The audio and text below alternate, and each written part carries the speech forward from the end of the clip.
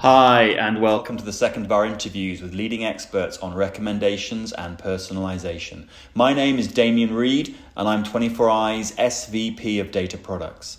Back in February 2022, just before 24i acquired the data science company I ran, The Filter, I was lucky enough to interview Caroline Cardozo, who is Director of Group Discovery and AI at Sky. And that's Sky Group, so that spans Germany, Italy, and of course the UK. She definitely is a leading expert in terms of personalization and recommendations, and she was kind enough to share some of her insights and tips around that whole fascinating world. Here is that interview. Welcome, Caroline. Thank you very much for your time today. It's very appreciated. I will cut straight to the chase with one question we always ask all our guests. Does personalization work for Sky? Yes, it does. Certainly the data tells us that it's working. So we have a couple of measures that we look at, but ultimately we want to make sure that our customers are satisfied with our experiences and those that we're providing of them. And a couple of years ago, we did some work and we discovered that content recommendations are kind of what we decided to call internally a bit the halo feature. So they are effectively a delighter where we can help customers find new content that maybe they hadn't thought about before, or actually you can provide them with things that they do know about, but there's a really nice sense of kind of familiarity in terms of actually Sky knows you if you're actually recommending them something that they may already watch, so things like returning series, etc. Or I always use the Tomb Raider example. So Sunday afternoon, I can't decide what I want to watch. If Tomb Raider happens to be on somewhere, I'll always kind of go to it. And I think, having that there because we know what you've watched or we know it's similar to something is always a little bit of it's just that comforter and delighter that you get from kind of content recommendations and personalization. And what KPIs exactly do you track? Are they at the high level around churn and lifetime value, or are they much more at the sort of UX like time to find content or bounce rates and things like that? We have a bit of both, actually. So as I touched on, we have this notion of customer satisfaction. So we test that as well. We check that as well. We are continually kind of checking where we are on that. Is it moving up? Is it down, etc. We also look at customers actually increasing. So almost that frequency, reach, and repertoire type numbers that we're looking at. So are people continually coming back to the recommendations rails? Are they actually watching something? Obviously, we have a number of platforms that across Sky that we serve as well. So in some areas, such as Sky Q or Sky Glass, we're looking at can we help promote kind of that breadth of catalog, not just within Sky's own content and that core on the platform, but also our app partners, etc. And then you've got Sky Go and Now, which are really all about distribution. So how we're helping making sure that customers are coming back, but also again, kind of watching that breadth of the content. So it's really about that repertoire. It's great if a customer's constantly coming back, but if they're only watching one or two shows, we know that they are not going to be as sticky. So being able to help kind of drive some of that stickiness through those numbers is something we really, we want to be able to hit and help with. Oh, fantastic. Yes, we also find that breadth of content is really important for the clients we have here as well. Why isn't your entire user interface personalized? So there are a number of things in that. There are, Sky is a platform. We have content that we want to promote.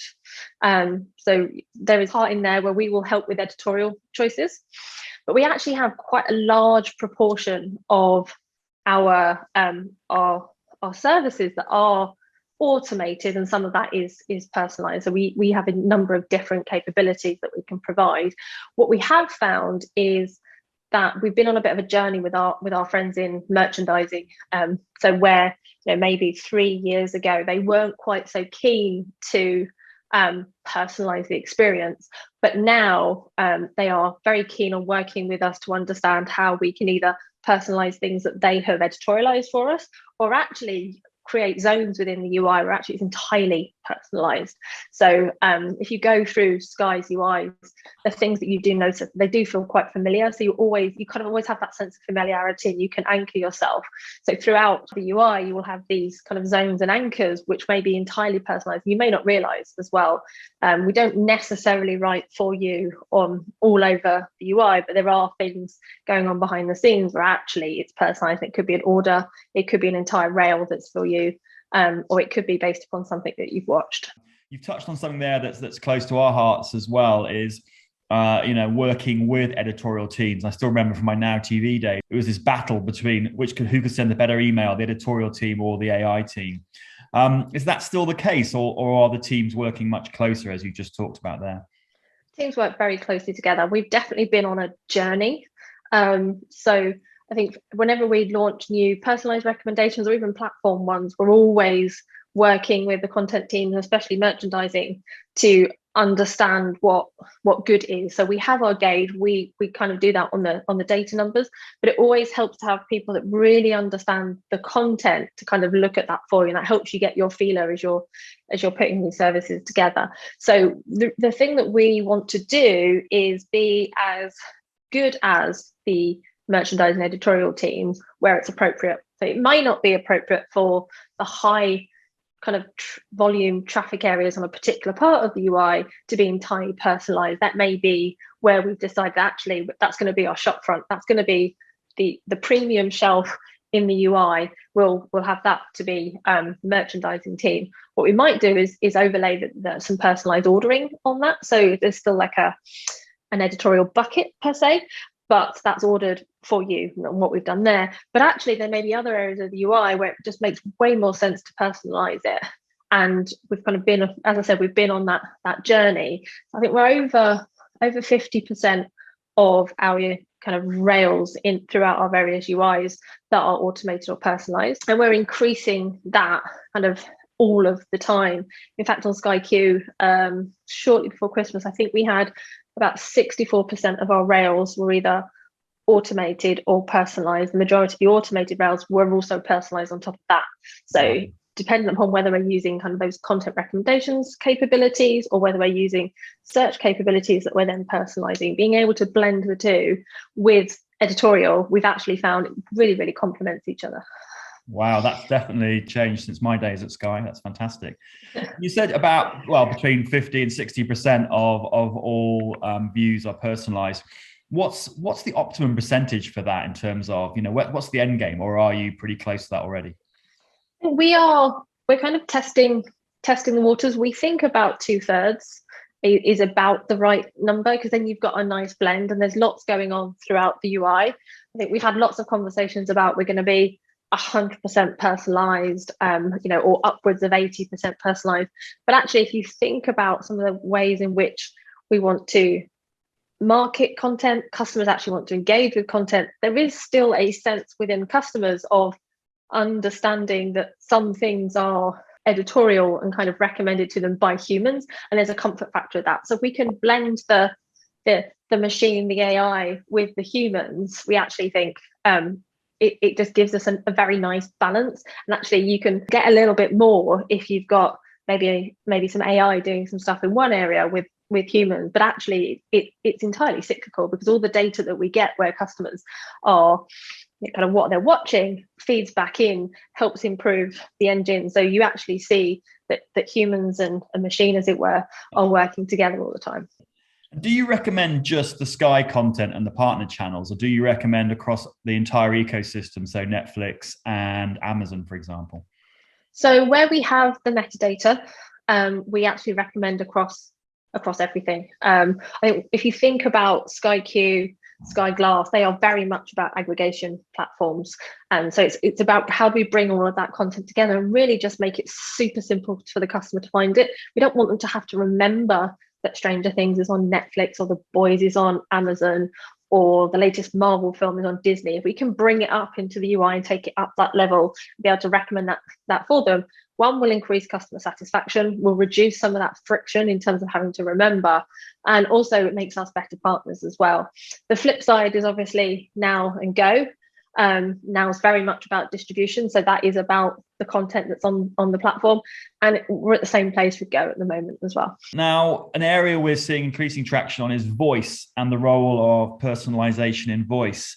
I mean, I read an article a few years ago that said you can now say, "Hello, Sky, what should I watch?" Are people using voice for recommendations yet, or is it still too early? What should I watch is what we call a voice destination page. So it is a page in our UI that you can either get to exclusively through voice, or has been voice enabled, but you could also navigate to it. So we actually launched the What Should I Watch page in the UI full of kind of those content recommendations, because we actually noticed very early in lockdown that we were getting more people say it. So they were saying it into their Sky Remote, so our voice platform. We can kind of see the trends of what people are saying. We also saw, and there are various reports out there, that people were also looking online. So, there were more people typing "what should I watch" into their favorite search engine and getting results back from there. So what we decided to do was actually just put everything together for them. So within that page, which people still visit very, very regularly, so we still get lots of people saying "what should I watch." They can see content recommendations personalized to them. They can see the top 10 across the platform, which is really based upon popularity. There's all sorts in there that people are looking at. And the great thing about it is, because we work very closely with our partners, we are able to bring in people, partners from across, including our apps as well. So it's not just about what's natively on the platform. Have you seen any variations in how consumers use recommendations across the various European territories? So is Germany different from the UK, or does everyone use recommendations in mostly the same way? I think we have slightly different approaches across UK, Italy and Germany, but generally people have been using them in similar ways. Which areas or rails of the UX do you find work best for recommendations? So obviously there's recommended for you, but there's more like this: trending, most popular. Which ones, and there's even subgenres where you can go down to, sports for you and things like that. Which areas work the best for Sky in terms of driving conversion? So the things that make it obvious for you are things that always drive conversion, and when that resonates with the customer. So we have "because you watched" in our movie section, and we have it available for entertainment. That's always a really high conversion, because I think there's automatically that cognitive link of, it's something I've watched and here's some stuff that's similar. Great, I can see it. Looking for that show and then maybe going to the more like this section of one of our show centers may not drive as much conversion, even if it's the same content. So there's definitely something where people can make that link. Oh yeah, I remember doing that. It definitely makes sense. We've got personalized genres as well, which are in our entertainment areas and also our movies area of our UI, and they've also been incredibly popular as well. So the genres themselves are the things that are personalized to the viewer, so that's what's going on that particular device, be it a set-top box or a TV, but then the content within it is actually trending. So you get this idea of, we know these are the things that you like, and here's the things that are the most popular, they're the fastest risers, that's actually on last 7 days. So you can kind of, again, get a little bit of that delight, but in that familiar territory as well. When we did a personalization for a platform very similar to yourselves, we found the sports and kids area the hardest to do. In fact, we had to build complete new models for those areas. Is that a similar experience to what you've had, or do you have one model to serve them all? We have a kind of the baseline we try and keep the same, but we appreciate kids' sports are very different from your kind of standard entertainment and movies. So we are working with some incredibly clever people, far, far cleverer than I, to really understand what is the metadata that is required to really drive out some of that. But then also, what are those viewing habits that may be different for sports or kids, for example, that would then actually cause us to make differences, but they are deltas on top of the baseline. So it's really the levers and dials that we have to move, as opposed to something completely different. That's not to say we wouldn't build something completely different if actually we decided, upon our route that was a better approach. We're really, really open to that. I think for us, really nailing sports metadata is something that's going to be quite important to really drive any of those recommendations, because even if you do it based on viewing, the majority of metadata systems that talk about sport will tell you there's a Premier League match on, but they won't tell you what the Premier League match, which teams are playing, or where is it in the season, etc. And we know that fans will want to watch their team, but then as it gets closer to the end of the season, they might then want to watch the teams that are maybe the position above or maybe a couple below, etc., to really understand what's going on. And I think where we have in the past probably looked at everything with a bit of a lens of an entertainment model, really flipping that and focusing on what's important for sports and also what's important for kids. We still find for a lot of our clients, we have to add keywords and franchises manually, albeit for the top, 20, 30 shows. It's never more than, half a day's work. Do you still add keywords manually, or is it all automated? It's a bit of both.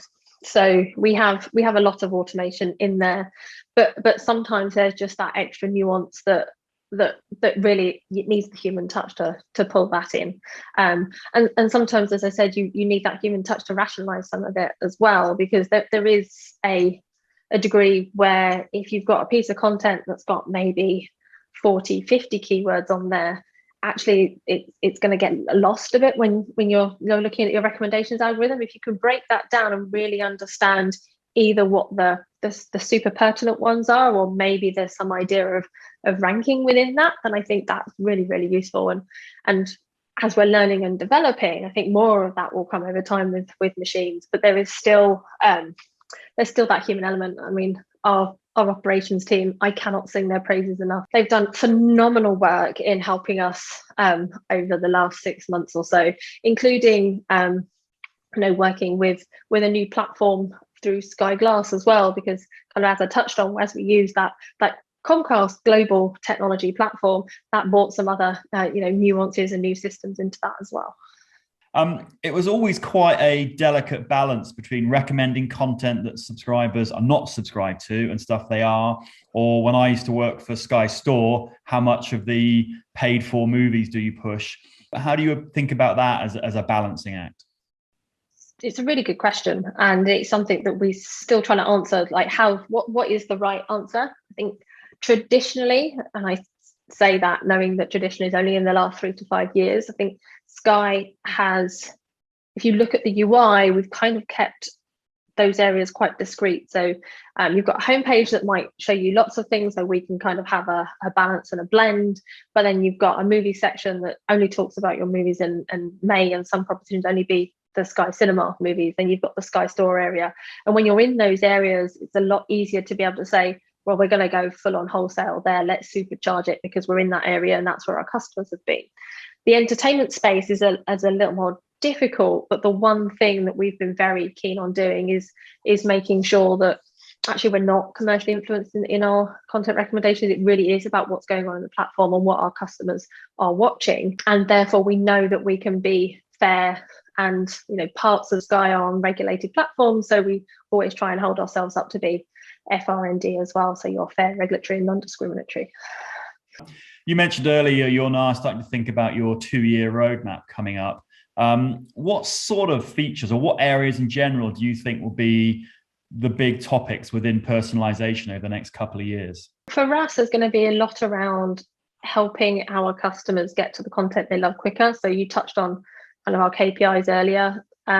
So yes, we want to make sure we're always increasing CSAT, but also there's that CSAT in that area of content discovery. So how we're making sure customers are engaging and coming back, and also that kind of that breadth of content, but also those actions. So with your content recommendations, we want to make sure that we're not increasing time to action, and actually we're still getting that percentage of action. So increasing the percentage of action without increasing the time to action.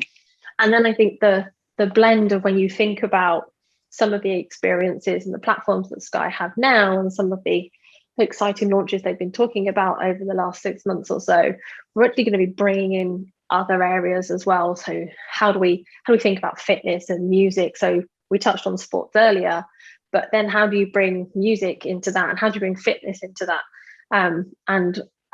As you may have seen, we've got a Sky Live launching later this year. How do we then look at some of the complementary experiences that will bring to our Glass TV, and how do we kind of pull all of that together to really create those kind of personalized experiences for our customers that really are full of delight as well. It's really about how do we create that magic when you turn on your television. Great. One area we're seeing a lot of interest from our clients is recommending live TV, obviously at the time of TX rather than at any random time. And if you look at most broadcasters or platforms, they don't have much live TV. It's all on demand. Is that an area you've seen any consumer appetite for? It definitely is. One of the unusual things about Sky is actually that we've always had that capability to recommend live TV, and we actually do. But as you say, the majority of providers and engines tend to focus on VOD. And one of the tricky things about live is, how do you know when somebody's no longer in front of the TV? But actually, if we know what you're watching and the kind of things you watch, and there is something similar to that on right now, there is no reason why we shouldn't recommend that to you and wouldn't recommend that to you, because actually it's on now. You can watch that super quickly. My ultimate dream is that when I turn on my Sky Glass TV, and this does hark back a couple of years, you'll understand in a minute. It's, I've just come in from work, Grand is on, rather than me actually flicking to the channel to Grand Designs, because it's always become a bit of my dinner babysitter. It's there, it's front and center, and I can get there super quickly. It doesn't tune directly to Grand Designs, because I think there's a little bit of a creepy factor in that, but it knows that's generally what I watch, so it's going to give me a really super quick one touch press to it. But actually, if I want to go somewhere else, there's some other stuff that I might want to watch that's similar, or actually maybe completely different, and I have that little moment of serendipity or delight, and I can go and watch something else. That is a great vision. One topic we talked briefly about earlier was personalizing the entire homepage. You just alluded to there in your vision, but we've seen a lot of interest for clients to ask to move particular rails up and down. So if you never watch sports shows for you, or even the sports rail, it disappears to the bottom of the user interface, or otherwise it goes to the top if you like it. And clearly that's part of that vision you just talked about. Yeah, I think that there is something in that homepage being about you. I still believe that there is an element of discovery. And as humans, we tend to have quite seasonal viewing as well. So you may never watch sports unless there's something on. So if you think about the Olympics or the World Cup, suddenly you might become the most avid sports viewer that there is out there. But what you want to be able to do is create that balance, so that throughout that period we're still recommending things, but 3 months later we're not. So maybe that period of time where we've seen, actually they've been watching, let's say it's the Olympics because it's a big event that makes sense to everybody, they've been watching a lot of Olympics, and it's not just the athletics or the football or the hockey, but it's also the gymnastics, and it's at any time of the day, so let's move that up. And then, actually that's stopped now, we'll move it back down again. But I do think there is definitely something in when you personalize a page, making sure customers still have that anchor, because there is still something in muscle memory, there is still something in familiarity. And as much as we say, yes, I want the entire page personalized for me, actually, if you don't know where you're going because things are constantly moving around, that then creates a dissonance that will probably make you switch off. Do you drive emails off the same recommendation engine? We're actually working with teams to understand if we can do that. There's definitely something about recommendations engines and the way that you send emails. So when you pull everything together to pull something into an email is a very different time to when you might open that email. So being able to see what content you've got at the right time and the click rate through can be quite complex. I think we're kind of tiptoeing and stepping to understand what's the right balance there. It's not something we've necessarily gone entirely gung-ho in terms of linking the systems. Interesting. Some of our partners are asking us to do that, and we are slowly discovering the same lessons as well. We've seen a lot of research recently that people are actually quite driven by FOMO, so fear of missing out, particularly things that shows are being talked about on social channels, etc. We have a trending rail, but it's very much driven off, what people are actually viewing. Have you got any aspirations, or are you already doing integration with social popularity and likes to steer a rail like a trending, or even your recommended for you and things like that? Do you encompass that social dimension into it? So we are constantly looking at what's going on. So our trending rails are mostly popularity, but based a bit upon fastest risers. So it's kind of, actually these are things that are happening right now, and this program has suddenly come up, so actually we're going to promote that too. We've also we're always playing around to understand what extra data we can pull in, how does that complement what we've got and enhance it, and that is something that we will constantly monitor. I think there is definitely something in FOMO. like for sure. We definitely know that. Actually, that talkability is maybe something that you don't need from a recommendations engine, because just logically, a merchandising person might have said, you know what, that's the thing that's in there, so let's put it there front and center, and then naturally it will start to come through as well. At which point, you know, maybe the tables turn and we don't need to merchandise from a editorial perspective anymore, because automation and personalization is doing that for you. You said you are always testing and A/B testing and seeing results. Are you able to share any areas of the UX that you're testing at the moment, or any particular focus? At the moment, we are doing some testing around sports. So the things we touched on earlier, and part of that is just around seeing how we can utilize multiple capabilities to really drive out some of that experience. Also seeing how some of our kind of baseline algorithms are working specifically against sports content. And as I touched on, you know, sports is one of those things, again, that's quite in the moment and live. You tend not to have that many people watch sports through VOD. Lockdown was a big game changer there. So we did actually see that there was a lot of people watching sports VOD, because there was no other sports on TV. So actually they were diving back into the catalogue to see some match from 2016, etc. And, you know, we were quite surprised by that, but actually delighted as well, as it kind of enabled us to really look into that data and see what customers were doing. I think part of the art of recommendations is to not feel like you're being recommended to sometimes. Yeah. As well. So that's yeah. I mean, I think, you know, everybody talks about the silo that you can get taken down. And I remember being in a taxi a few years ago, and taxi drivers asked me what I did, and then started talking about their experiences and how they absolutely love crime dramas, but they didn't want to be recommended crime dramas all the time. So every so often they would go and watch some romantic movie or something else, just so they could get a bit of variety and stuff. There's definitely something in making sure that every so often there is just that moment of serendipity to learn something else, or you just throw something in that feels slightly like an outlier, because you just never know if you might discover something new that you'll love. And final question. So fairy godmother arrives, budgets are no issue. What would be the one thing that you would wish for in the personalization space, Sky? What would be the one wish? The one wish, I think, being able to drive just really magical moments for our customers that are tailored to them, but don't feel like they're tailored to them. And customers really say, you know, Sky knows me, but they don't feel that we've crossed the line and kind of gone into what I affectionately call the creepy zone. Brilliant, Caroline. Thank you very much for your time. Very appreciate you. Clearly a subject you're very passionate about and know a lot about. And I personally have enjoyed every minute of that so far. So thank you very much. Thank you very much. Find out more at 24i.com.